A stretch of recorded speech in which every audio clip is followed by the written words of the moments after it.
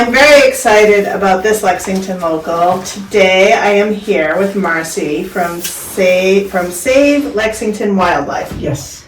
Okay, so what is Save Lexington Wildlife? So Save Lexington Wildlife is an organization in Lexington whose mission is to reduce or eliminate the use of anticoagulant rat poisons in town. Okay, so very specific. Yeah. Okay. All right, so, and how is that going? It's going great. Yeah? Yeah. All right. So I created the group in November, and we have 100 yard signs distributed around town that say, don't poison our food. We have an article at town meeting. That's Article good. 40 at town meeting. It's a citizen petition resolution to have the town of Lexington not use escars on town land.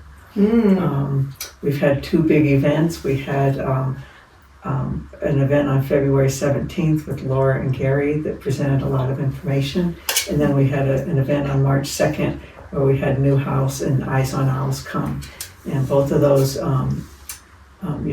give out a lot of information. And in general, every time we have an event, I find that someone goes back to their community and starts a similar group. So after the March 2nd event, I know a group started in Neshoba Valley. Nice. And so we're just trying to get the word out and get more and more people behind this issue.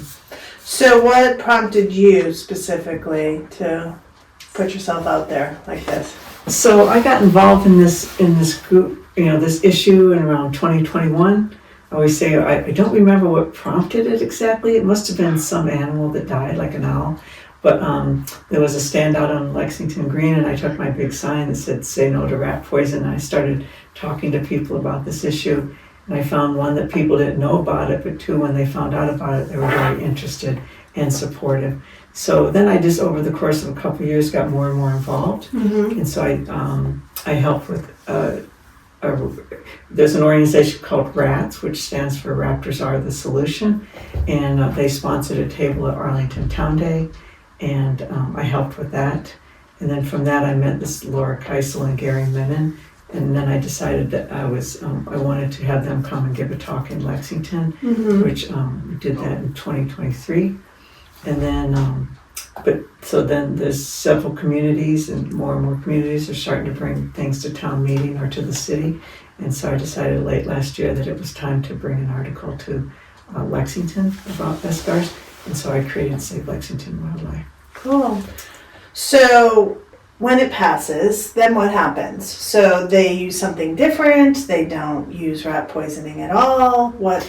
So right now, Lexington, we're lucky that we don't use a lot of rat poison on town land, but we will work with the town to try and do some public education campaigns. So for the, different communities have done different things. Some have information on their website about the dangers of escars. escar stands for second generation anticoagulant rodenticide. So it's a certain kind of anticoagulant. There's like 4 chemicals that fall under that category. So we will work with the town to try and get the word out. And then potentially we'll come back to the town with another article that would restrict escars on private land. Right now, that's currently not lawful in the state of Massachusetts, so it involves needing to get a home rule petition to send to the state to get a waiver. Because right now, only the Pesticide Control Board sort of controls pesticides in the state of Massachusetts. Do we have alternatives? There's lots of alternatives. There are. There's lots and lots. And so there's something called integrative pest management, and that's like an overall strategy. And so the first thing you want to do if you have a rodent problem, or even if you don't have a rodent problem yet, you want to do prevention. So you want to usually the first thing is to get rid of their food source. So that can be an uncovered trash can, it can be a compost bin, it can be, food in your house. So you want to get rid of those food sources. You want to, go around your dwelling and make sure there's no entry points.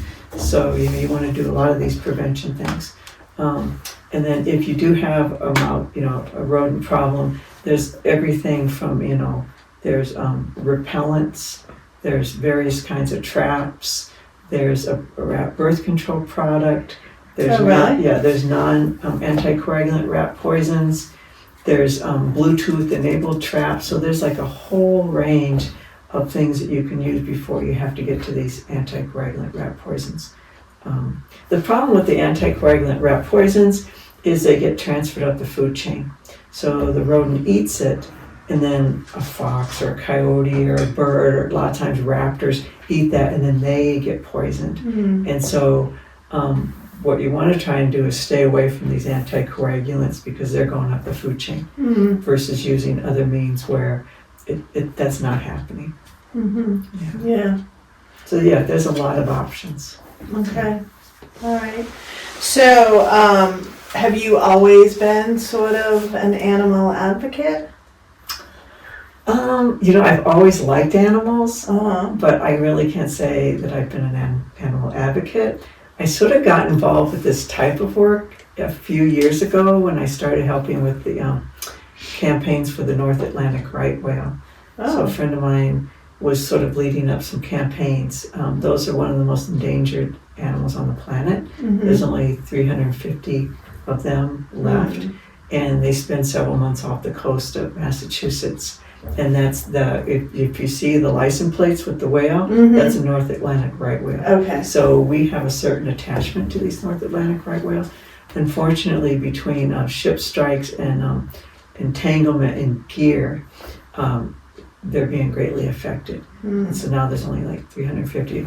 So I got involved with that and did a lot of work across the state to try and get support for some legislation.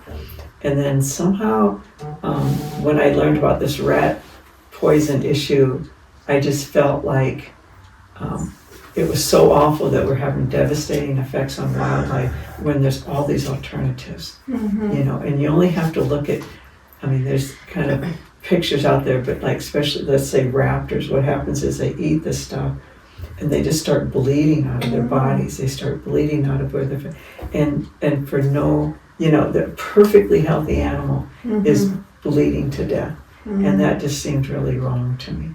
And so I started getting involved, and then over the course of years, just got more and more involved with that. I agree. That's a terrible thing. Yeah, and like I said, there's these readily available alternatives, but these anticoagulant rat poisons were really meant to be a last line of defense. Okay. Like we've tried prevention, we've tried, traps, we've tried, CO2, we've done all these things, and we still have a rat problem for whatever reason. So they were meant to be that last step. Like everything else we've tried, let's kick it out, and so we're going to use this for a very limited time. The problem is it's become the first line of defense. And so most people that call pest control professionals, they're going to put this stuff down. And so it's everywhere. And so if it was being used sparingly, we would not be in the situation that we are right now. So in 2022, just to give you, in the year 2022, 530,000 pounds of escarres were put down in the state of Massachusetts. Wow. And the thing is, we still have rodent problems. Right. So it's not solving the problem. Right. Because, they come, they may die, but then a rodent has so many, another big litter. Right. So it's really not like solving the problem. Right. But it's leading to all these animals up the food chain being sick. And so in Lexington, we don't hear so much about poison raptors, but we hear a lot about mangy fox and coyote. And there's a very high likelihood that those have rodenticides in their system, because what the rodenticides do is they lower the immune system, and so they're more susceptible to things like mange. And so, those we do see, and there's usually a flurry of, like it gets posted on Facebook. Right. There's a flurry of activity that people want to help, but they're hard to catch. But that's usually a symptom of anticoagulant rat poisons. Now, Arlington has lost a family of owls and a bald eagle. Terrible. The bald eagle MK last year. That was anticoagulant rat poisons. Raptors, a majority, if not all, of their diet is like rodents. Right. Right. I guess eagles sometimes eat fish too, but a lot of their diet is rodents, and so they bioaccumulate these chemicals very fast. And then if they're found in time, they can be treated for the anticoagulant rat poison. but it involves like vitamin K injections around, every 2 hours around the clock. So it's very labor intensive to treat these animals. Right. Yeah. And then so they go to various rehabbers that have like a federal license, and so those folks are they're up around the clock trying to save these raptors and animals. Yeah, they do amazing work. Oh yeah, right? yeah, they do amazing work. Yeah. It's I think it's heartbreaking work because they certainly can't save everything. Right. And sometimes they're working around the clock for a week and the animal still doesn't make it. Right. I should also say another important issue, and the town related to this, is it's not just wild animals. So since forming this group, 2 people have joined whose dogs were poisoned by these anticoagulant rat poisons and they had to be treated. Wow. And so either they ate a dead rodent, which I don't know how often a dog would do that. You'd be surprised. My dogs will snatch anything in the yard and they think it's fun, and then you go to take it and then they think, oh no, then I really want it. Yeah. So they either eat a rodent that's been poisoned, or the way rodents work is they'll go and get that bait and then they carry it home. So they drop some. And so that bait is flavored like something sweet. It wants to attract that rodent. And so a dog finds that and eats it. And so, like I said, at least 2 people in our group had dogs that were poisoned that had to be treated to the tune of thousands of dollars. Right. And so that's another angle. The other angle to the dangers of these chemicals is, and I don't know if this happens a lot in Lexington, but it's important to mention, children are poisoned by these. Because children don't know, they don't know these bait boxes. And so I think around 3,500 children in the country are poisoned by these anticoagulant rat poisons every year. And most of those children are less than 6 years old. Yikes. And so, probably if you live in an apartment and they put these things out, kid grabs it, Right. and they're just those black bait boxes you'll see everywhere. Once you get tipped off about these black bait boxes, you start seeing them everywhere. Right. And sometimes it's kind of shocking how many are in a small area. But it's not 100% sure that bait box contains these poisons, but there's a very high likelihood.